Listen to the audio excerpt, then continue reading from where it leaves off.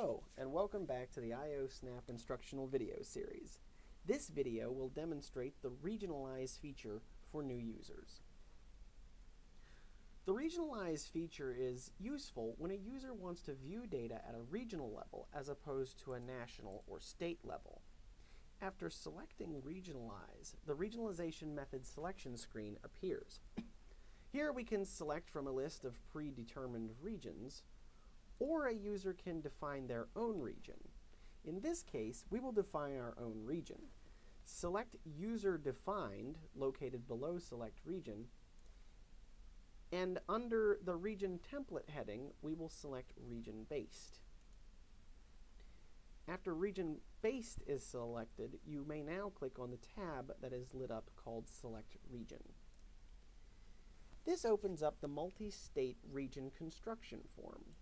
Here you can select from different pre-arranged regions, such as the Northeast from the Census Bureau, or BEA New England from BEA regions, or even the lower 48 states of the United States.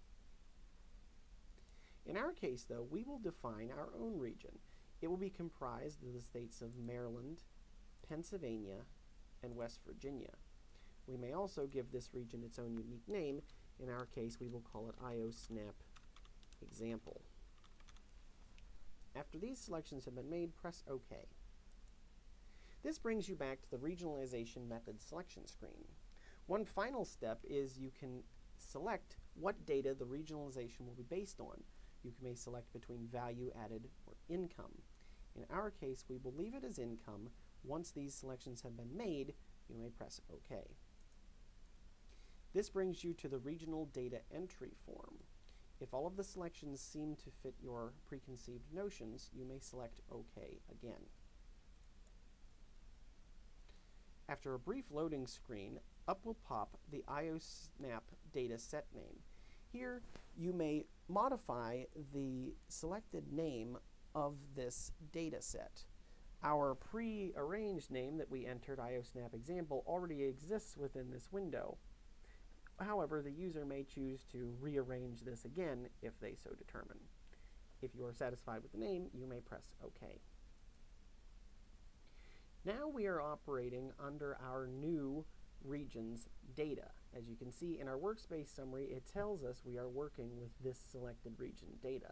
You can realize that you are working with regionalized data because the regionalization tab, as well as under analysis, will no longer function. You may change back to base national data if you so choose up here, but we'll stick with our newly modified data. One thing you can do that is now unique is you can now view things like the IO accounts or requirements tables or even sector distributions of this newly defined region. If we select IO accounts, as you can see, it already has us under the User Registered tab in our pre-selected regional data. I'm going to display the use, make, and final demand and value added tables for our region, and there they pop up for us.